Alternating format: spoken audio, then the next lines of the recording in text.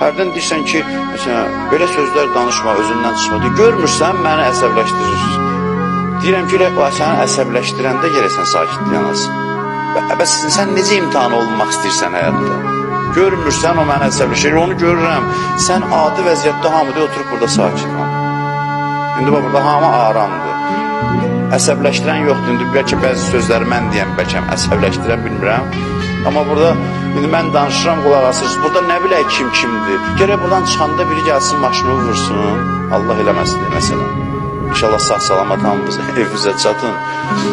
Sonra deyirsiniz ki, bu dedi belə oldu. Ya məsələn, biri gəlsin, sənə bir acı söz desin, nəsə bir şey olsun ki, sən adi vəziyyətdən çıxasan, görəsən ki, mən kiməm də, bəs harada müəyyən eləyəsin. Sakit oturanda hamı yaxşı adamdır, burada maşallah. İnşallah elə hamı burada yaxşı adamdır. Amma o situasiyalar ki var, yaranır, adamlar gəlir bir-birinə imtihan yaradır. O məqamda adam üçün fürsətdir, qızıl fürsətdir ki, indi bax özünə reaksiyalar var, bax.